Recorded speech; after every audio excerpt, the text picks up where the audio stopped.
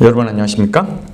안녕하십니까? 예수님 때문에 여러분의 가정과 하시는 일에 좋은 일이 많게 되기를 간절히 바랍니다. 아멘 한 분들만 복받게 되길 바랍니다. 오늘 이제 갈라디아서를 마지막으로 하려고 합니다. 몇 번 했냐면 한 18번? 18번을 했어요. 18번 했으니까 이제 그만할 때도 됐는데 오늘 갈라디아서를 좀 하겠습니다. 꽤 많은 시간이 흘렀고요. 또 갈라디아서를 보았는데 우리가 여지껏 갈라디아서라고 본 그 갈라디아서는 바울이 직접 쓴 성경은 아닙니다. 갈라디아서를 바울이 썼다고 그러지만 바울이 쓰지 않았습니다. 그럼 누가 썼을까요? 갈라디아서를 누가 썼을까요? 바울이 썼다고 우리가 믿는데 누가 썼을까요? 모르죠. 모두가 썼겠죠. 오늘은 진짜로 갈라디아서에서 바울이 쓴 부분을 볼 겁니다. 오늘은 마지막으로 갈라디아서 6장 11절에 있는 말씀을 보도록 하겠습니다. 저기 텔레비는 저기 틀면 나올 것 같은데 리모트로 틀면 나올 것 같은데요. 갈라디아서 6장 11절에 있는 말씀을 보도록 하겠습니다. 갈라디아서 6장 11절입니다. 다 같이 나왔죠? 읽도록 하겠습니다. 시작. 내 손으로 너에게 이렇게 큰 글씨로 쓴 것을 보라. 이랬단 말이죠. 여지껏은 딴 사람이 쓰다가 요 부분부터 바울이 쓴 거예요. 왜냐하면 바울은 안질이 있었고 글을 이렇게 쓸 수가 없었어요. 그렇기 때문에 자기가 쓴 거라고 할 수 없어요. 남이 써주고 그 다음에 감수를 하고 나서 이제부터 내가 이제 큰 글씨로 써요. 왜요? 작게 못 써. 그래서 큰 글씨로 쓸 수밖에 없었던 상황이라서 이제부터 진짜로 내가 쓰는 거야 해서 이제 사도 바울이 이렇게 쓰는 겁니다. 이해가 가시죠? 그래서 여러분들은 오늘 여지껏은 바울이 쓴 것이 아니라 오늘 처음으로 바울이 쓴 것을 보게 됩니다. 그런데 이렇게 쓰는데 여러분들이 갈라디아서의 상황을 이해를 하셔야 돼요. 왜 이렇게 1시간이면 설명이 될 것을 길게 설명을 했냐면 그 상황은 아주 간단한 사건이 있었기 때문에 그렇습니다. 12절로 13절의 사건 때문에 이제 갈라디아서를 쓰게 된 거라는 거죠. 무릇 육체, 요거 한번 같이 읽도록 하겠습니다. 시작. 무릇 육체의 모양에 내려 하는 자들이 억지로 너에게 할례를 받게 함은 그들이 그리스도의 십자가로 말미암아 박해를 면하려 함이니라. 시작. 할례를 받은 그들이라도 스스로 율법을 지키지 아니하고 너에게 할례를 받게 하려 하는 것은 그들이 너희 육체를 자랑함이니라. 이런 얘기를 하는 거예요. 그러면 제가 갈라디아서를 이제 마지막으로 정리하면서 여러분들에게 그 시대 상황을 설명하겠습니다. 사도 바울이 갈라디아 지역에 교회를 설립하고 예수님을 믿으면 십자가의 은혜로 구원을 받는다고 가르쳤어요. 가르치고 이제 사도 바울은 선교 여행을 떠났는데 타 지역에 이렇게 여행을 하고 소식이 들려왔는데 갈라디아 자기가 세운 교회에 어떤 사람들이 와서 할례를 받아야지 하나님의 백성이라는 기별을 전한 거예요. 그래서 그 교회에서 두 파가 나뉘게 된 겁니다. 한쪽 그룹은 바울의 말대로 예수님을 믿음으로 구원받는다고 생각하는 그룹이 있었고 한 그룹은 할례를 받아야지 그리스도인이 된다는 그룹이 있었어요. 그래서 그 두 그룹이 한 교회에서 싸움이 일어난 겁니다. 그래서 할례를 받은 사람들이 그래도 그리스도인으로 살려면 할례를 받아야지. 육체의 표징을 갖고 있어야지. 그러니까 안 받는 사람들은 사도 바울이 십자가로 구원받는다고 그랬는데 그거 꼭 받아야 되니? 그런 싸움이 있는 중에 사도 바울이 기별을 듣고 갈라디아 교회에 편지를 쓴 것이 갈라디아서다. 그러니까 한마디로 그 교회에 뭐 갖고 싸우고 있었어요? 할례를 받아야 되느냐 말아야 되느냐라고 싸움을 하고 있을 때 사도 바울이 갈라디아 교회에 편지한 내용이다. 이해가 되시죠? 그러니까 갈라디아서를 쓴 이유는 간단합니다. 할례를 받아야 되느냐 말아야 되느냐 그런 주제로 싸우고 있었어요. 그런데 사도 바울의 논지는 간단합니다. 할례를 받았어? 그럼 그 사람들이 다른 율법 다 지키니? 안 지키잖아. 그러면 그건 의미가 없어 라고 얘기를 하는 것입니다. 할례를 받는다는 것이 어떤 건지 개념이 없지만 그리스도인은 그 어떤 것도 표징으로 갖고 있어야 된다라고 생각을 합니다. 여러분들은 그리스도인이라는 징표를 갖고 있습니까? 없어요? 없습니까? 그리스도인이라는 증거가 뭐가 있어요? 여러분, 뭔 그리스도인의 증표를 갖고 있습니까? 그래서 그리스도인들이 약해요. 약한 부분이 있어요. 스님이 많이 타락할까요? 신부님이 많이 타락할까요? 목사님이 많이 타락할까요?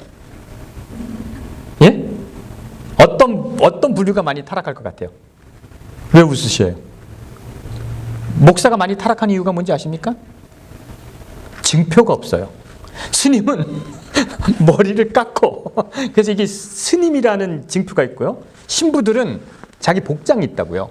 그래서 대부분, 그래서 그 진실되다 생각하는 거지, 목사가 제일 바닥이에요. 목사가. 신부님들은 그렇게 못된 짓을 많이 해도 사람들이 거룩하다고 생각해요. 스님도 그러고요. 그런데 할례라는 것이 그리스도인의 증거다라고 가르치는 자들에게 이제 사도 바울이 그것은 아니다라고 얘기를 하는 거죠. 예식이 사람을 바꿀 수 있을까요? 내가 가진 증표가 사람을 바꿀 수 있을까요? 형식이 사람을 바꿀 수 있습니까? 제가 지난주에 왔던 저 아들이 이제 엘파소로 갔는데 그 아들이 군대 가는 날이었어요. 군대 가는 날. 군대를 보내는 날에. 미국은 여러분 군대를 저기로 가지 않아요. 훈련소로 가지 않아요. 어디로 가는 줄 알아요? 군대를? 호텔로 가요. 호텔에 모여요. 이게 호텔로 모이는데. 호텔에서 이제 데려다 놓고, 그 아들을 데려다 놓고, 이제, 데려다 놓지 않고요. 저녁에 이제 5시까지 거기를 오라고 그러는데, 아침 이제 일찍 투표를 하려서 걔를 데리고 이제 제일 좋은 식당에서 밥을 먹였어요. 밥을 먹이고, 그 다음에 그때 지금 생각해 명랑이라는 영화를 개봉했었어요. 명랑. 그래서 그 극장에서 우리 가족이 다 명랑이라는 영화를 보고, 해필이면 막 군인들이 죽는 영화를 본 거야. 또 마음이 좀 찝찝했어요. 찝찝했는데, 그리고 서점에 갔어요. 서점에 가서 명우야, 시간 나면 책을 좀 봐라. 그래서 책을 좀 사자. 그랬더니 걔가 책을 좋아하거든요. 그래서 책을 샀는데, 그 계산하러 갖고 왔는데 만화책을 갖고 오는 거예요. 그때 제 마음이 울컥하더라고요. 아, 만화 볼 애가 군대를 가는구나. 이 조그만 게 만화 볼 애가. 그러고 나서 이제 호텔에 걔를 데려다주고 접수를 하고 집으로 오는데 저 진짜 엉엉 울었어요. 제가 얼마나 울었는지 우리 집 사람도 못 울고 아무도 못 울었어. 내가 그냥 엉엉 울었어요. 너무 엉엉 울었는데 그 다음날 아들한테 전화가 왔어요. 전화가 왔는데 아직도 못 들어갔대요. 한 하루 후에 들어간대, 군대를. 와보래. 그래서 눈이 퉁퉁 부었는데 이제 그 호텔로 갔어요. 그랬더니 친구들이랑 잘 놀고 있더라고. 나 혼자만 울고 울고 막 그냥 막 그랬어요.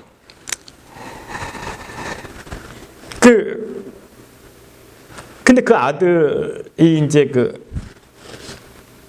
이태원 참사가 났을 때 내가 그놈한테 이렇게 전화를 했어요. 전화를 했더니 아빠 나 죽은 줄 알았지 그러더라고요.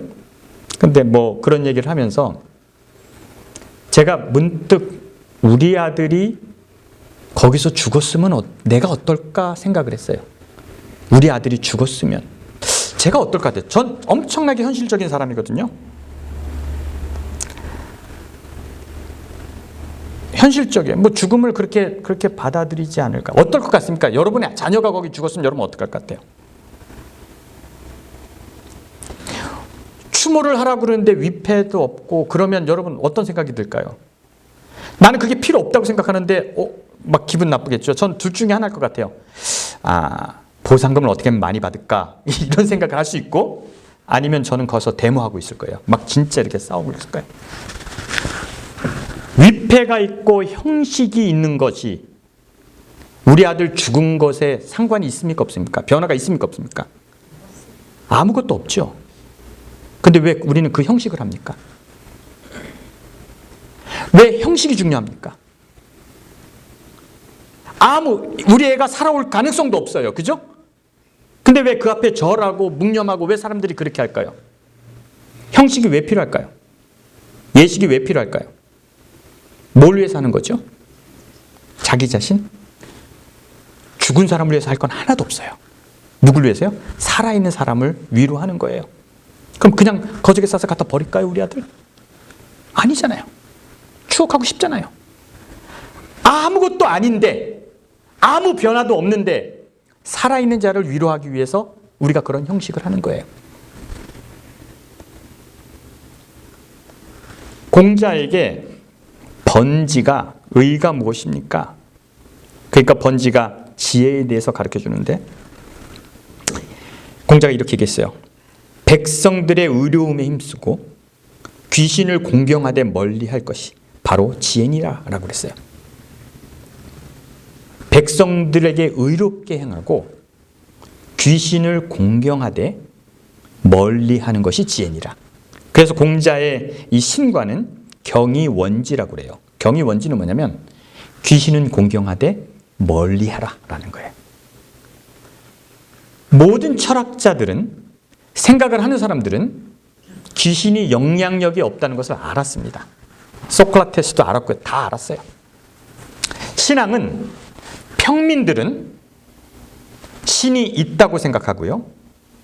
철학자들은 신이 없다고 생각하고요. 정치가들은 신은 유용하다고 생각합니다. 정치가들은 신을 이용하려 생각하고, 철학자들은 신이 없지만 공경해야 된다 생각하고, 평민들은 신이 있기 때문에 구복해야 된다고 생각하는 거예요. 공자는 산에 가서는 산신을 숭배하듯이 겸허했다고 그래요. 그래서 제자들이 물어봤어요. 왜 그럽니까? 이것은 산 사람을 위해서 하는 거다. 위로하기 위해서 하는 거다. 맞죠? 모든 우리가 종교나 이런 하는 무슨 예식, 위패 이런 것은 살아있는 사람들을 위로하기 위해서 하는 거예요. 우리 아들이 죽었는데 같이 가서 같이 무릎 꿇고 위로해 주는 거죠. 묵념해 주는 척 하는 거죠. 그러나 그런 예식이 사람을 바꿔놓습니까?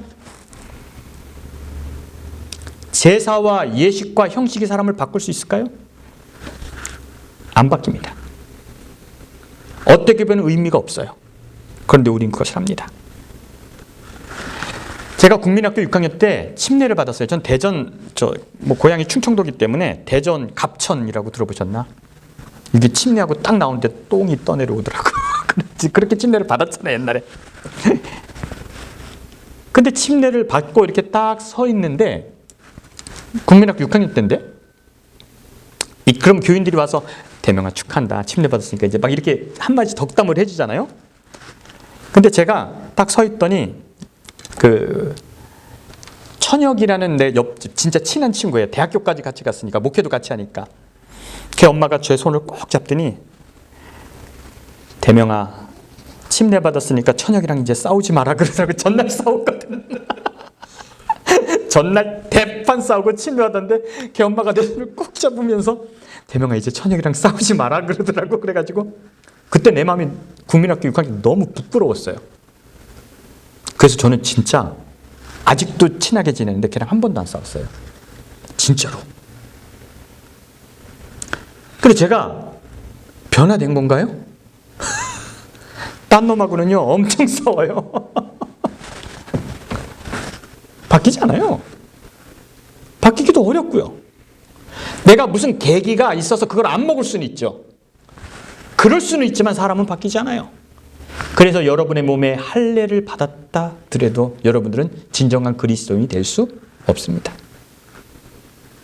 될 수가 없는 거죠. 그럼 도대체 형식이라는 건 왜 하는가? 형식이라는 건 왜 존재하는가? 십자군 전쟁, 여러분 기독교를 공인한 사람을 콘스탄틴 황제라고 그러는데, 콘스탄틴 황제는 기독교를 공인하고 기독교로 개종했다고 그러는데 세례를 언제 받았는지 아십니까? 세례를 하나님 믿는 다음에 받은 게 아니에요.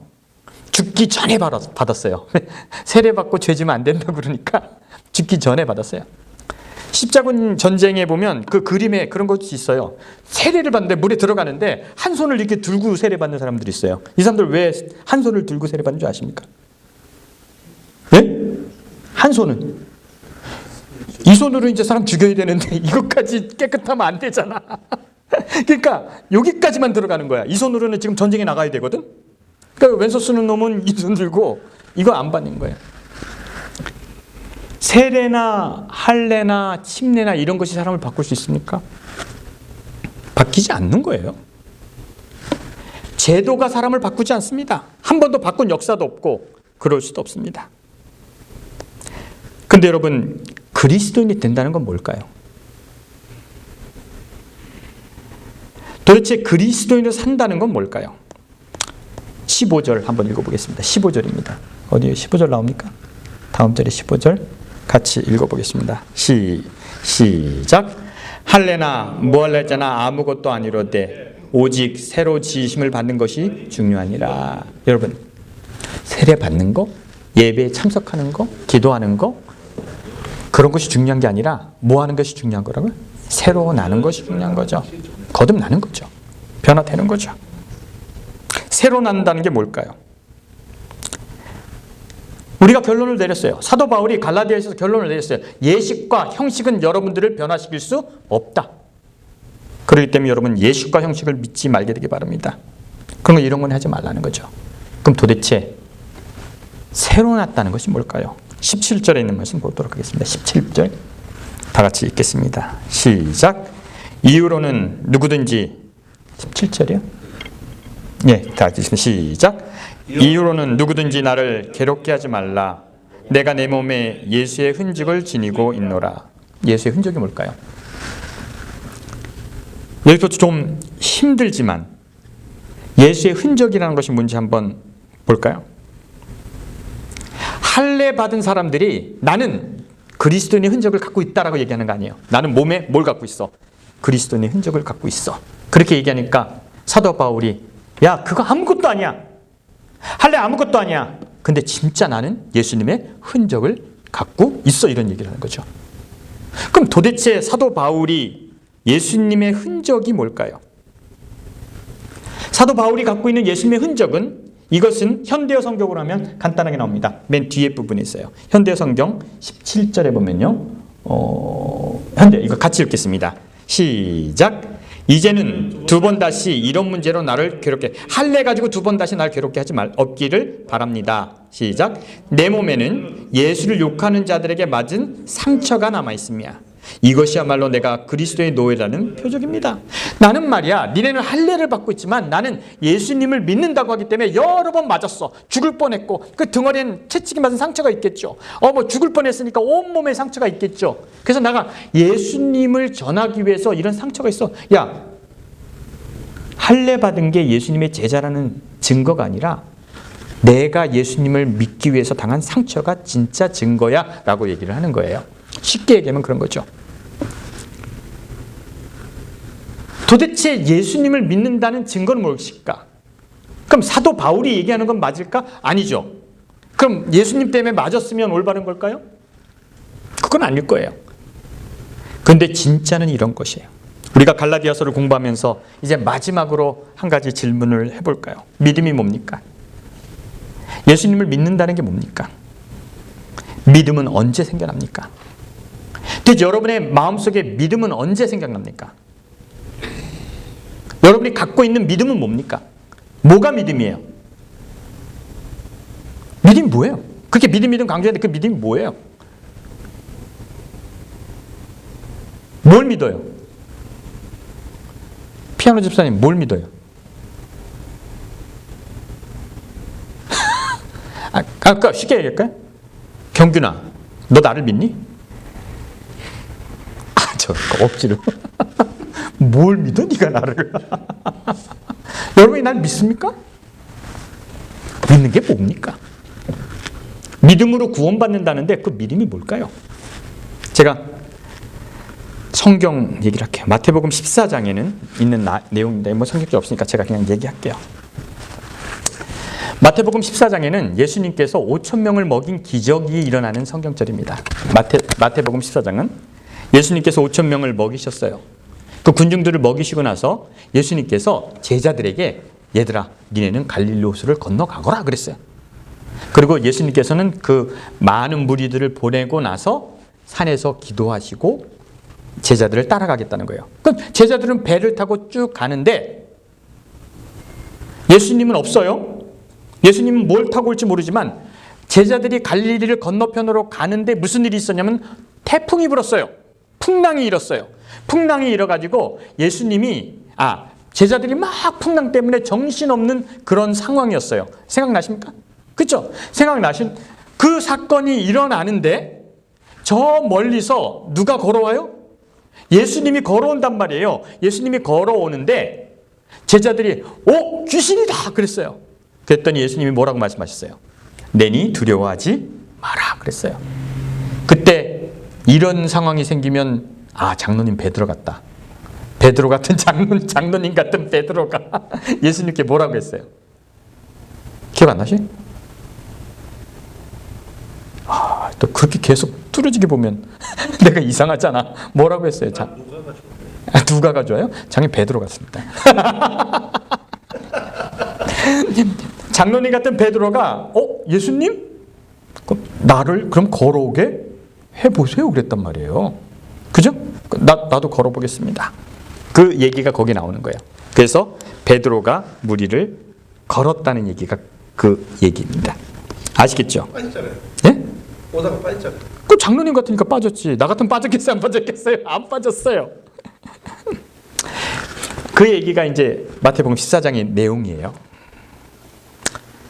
세상에 철학이나 무엇을 할 때는 세 가지가 있다고 합니다. 세 가지가 있는데 첫 번째는 철학이 있다고 그러고요. 그 다음에 이론이 있다고 그러고 그 다음에 사상이 있다고 그래요. 여러분 제가 여러분들에게 공부하라고 많이 얘기하는 편 아닙니까? 공부 좀 하라고요. 공부 좀 하십시오. 공부하지 않으면 정말 답답합니다. 독서도 좀 하세요.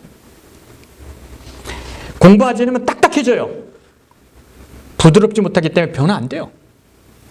그래서 공부를 좀 하십시오. 여러분이 하던 일을 하는 게 공부 아닙니다. 아시겠어요? 세븐일레븐을 잘하는 것은 공부 아니에요. 그거 외의 것을 해야지. 사람들은 자기가 본 것이 없기 때문에 발전을 못하는 거예요. 공부를 안 하기 때문에. 근데 철학이라는 건 뭐냐면 세상을 보는 거고 세상을 보는 시각을 갖는 것을 철학이라고 해요. 자기 일을 하는 것이 아니라 내가 세상을 보는 시각이에요. 그래서 책을 보고 그러면서 이건 이렇구나 하는 것을 철학이라고 해요. 그래서 모든 것의 기본이 철학입니다.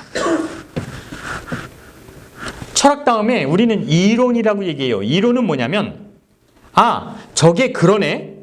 그러면 저거를 어떻게 바꿀까 하는 것이 이론이에요. 예를 들면 많은 사람들이 일을 하는데 너무 불쌍하게 일을 하는 거예요. 노동자들이 너무 불쌍한 거예요. 그래서 그 현실을 사람들이 봤단 말이에요. 그것을 철학이라고 보는 거예요. 그 다음에 이 가난한 사람들이 이렇게 어렵게 사는데 이걸 어떻게 할까? 이론이 필요한 거예요. 그러면 이 가난한 사람들을 잘 살게 할 방법은 뭘까? 그게 공산주의 이론이 되는 거고 마르크스 이론이 되는 거예요. 어떻게 하면 모두가 다 잘 살게 될까? 이것이 이론이에요. 방법을 생각하는 거예요. 그래서 철학은 사회를 보는 시각이고요. 그 다음에 이론은 그 사회를 어떻게 바꿀까라고 고민하는 거예요. 근데 사상은 무엇입니까? 사상. 계몽 사상. 이런 건 뭘까요? 사상은 뭘까요? 사상은 그 이론을 가지고 그것을 어떻게 바꿀까 하고 행동하는 것을 사상이라고 그래요.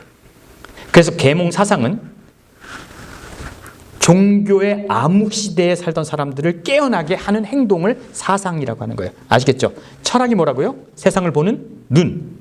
이론이 뭐라고요? 그것을 어떻게 바꿀까라고 이론적으로 툴이에요. 생각하는 거예요. 그 다음에 바꾸려는 사람들은 사상을 갖는 거예요. 주체 사상을 갖는 거고, 그러면 이제 그것을 거스르고 나가는 거예요. 제가 이 생각을 했어요. 자, 베드로에게 돌아가겠습니다. 베드로가 예수님께서 걸어온단 말이에요. 예수님, 나도 걷게 해주세요 그랬어요. 근데 베드로가 예수님이 걸어오라고 할 때,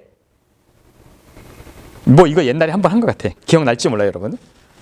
배에서 뛰어내렸겠어요? 아, 믿음이 있죠. 아, 우리 기타 믿음이 좋잖아요. 오늘 기도하는 거 보니까 믿음이 좋아. 자, 예수님이 오라 그랬어. 당신 뛰어내릴 거야? 자, 봐요. 예수님이 어떤 분인지 알아요. 그 다음 갈 줄도 알아요. 이제 움직이는 순간이 된 거예요. 배에서 이제 우리의 자세가 있어요. 베드로가 이제 예수님이 오라고 할 때 주님 감사합니다 하고 뛰어들었어요. 그럴 거예요, 안 그럴 거예요? 장로님부터 얘기하세요.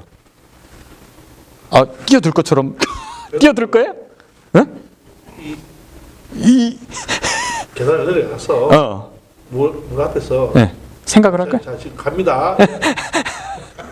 아, 겁나해.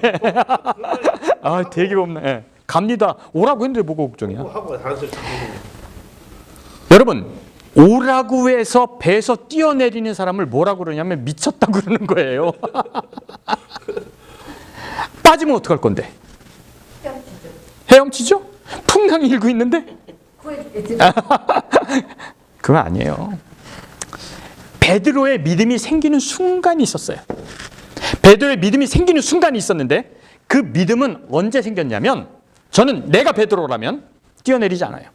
언제 하냐면 한 발을 담궈 보지요. 한 발을 담궈 봤는데 이 발이 어떻게 되면 안 빠져야지 이 발을 넣지. 아시겠어요? 한 발이 빠지는데 왜 이 발을 넣냐고. 제가 말씀하시는데요. 그 말씀한 거예요? 정상이네? 비정. 그런데 믿음이 언제 생기냐고요. 안 빠지죠. 믿음은 언제 생기는 거예요? 꿈꾸고 생각하고 이론이 있을 때 생기는 게 아니에요. 언제 생기냐면 딱 한순간 생기는 겁니다. 이 발이 안 빠졌을 때 생기는 거예요. 믿음은 행동하기 전에는 믿을 수 없습니다. 믿을 수 있는 순간이 오는데 그 행동의 결과가 나왔을 때 믿음이 생기는 거예요. 종교는 여러분들에게 믿고 행동하라고 그래요. 천만의 말씀이요. 어떤 사람이 하나님을 믿을 수 있는 줄 알아요? 행동해 본 사람은 믿을 수 있습니다. 믿고 행동하는 게 아니에요. 내 발이 안 빠지는 것을 봤을 때 믿음이 그 순간에 믿음이 생기는 거예요. 사도 바울이 예수님을 믿고 그 길을 걸어갔어요. 그죠? 수많은 고통 속에 살아왔어요. 그러나 그가 그 고통 속에서 죽을 뻔하고 다치고 여러 번의 경험이 있죠. 그런데 그가 간 걸음마다 하나님이 인도했다는 걸 알게 됐어요. 사도 바울이 믿을 수 있을까요? 믿을 수 있는 거죠. 해보지 않은 사람은 믿을 수 없는 겁니다. 그래서 우리가 철학을 하고 이론을 알고 그것에 머무르면 아무것도 이루어지지 않습니다. 그 사상이 우리를 움직여야 하는 거죠. 행동해야 하는 겁니다. 어떻게 행동할 수 있어요? 믿는 사람은 행동할 수 있는 거예요. 따라하시기 바랍니다. 행동해 본 사람은 믿을 수 있다. 믿을 수 있다. 믿을 수 있는 거죠. 하나님을 믿길 원하셔요? 한번 믿고 그렇게 살아보세요. 17절 다 같이 한번 읽겠습니다. 그 옛날 거 다시 읽겠습니다. 17절 그 원래 성경절. 이제 이후로는 시작. 이후로는 누구든지 나를 괴롭게 하지 말라. 내가 내 몸에 예수의 흔적을 가졌더니. 이것은 무슨 얘기입니까? 아무도 헛소리 하지 말라는 거예요. 예수님 얘기를 들었다고 공부했다고 안다고 야 웃기지 마. 내가 그 말을 믿고 행동해 보니까 예수님은 정말 믿을만 해. 가진 흔적이 되는 거죠. 디뎌 보고 그 말씀에 순종해 본 사람은 흔들리지 않는 믿음을 가질 수 있는 거죠. 그래서 여러분들 어렵죠? 뭔지 모르겠죠? 그런데 여러분 중요한 건 이겁니다. 여러분이 믿음을 갖기를 원하신다면 한 예수님을 따라가게 되기 바랍니다. 그리고 어떤 고통이 있어도 추진해 나가기 바랍니다. 그러면 여러분들이 나중에 뭐라고 할 거예요? 믿을만 하더라. 믿고 행동을 하더라. 이것이 믿음입니다. 그리고 사도 바울이 그의 삶 속에서 갖고 있는 뭡니까 이게? 흔적이 되는 거예요. 믿음의 흔적이 되는 거예요. 저 여러분들도 우리가 이제 갈라디아서를 마지막으로 공부하면서 여러분들이 행동에서 얻은 흔적을 갖는 저와 여러분이 되기를 간절히 바랍니다. 말로 하고 생각만 하는 것이 아니라 움직이는 흔적을 갖는 저와 여러분이 되기를 간절히 바랍니다. 기도하겠습니다.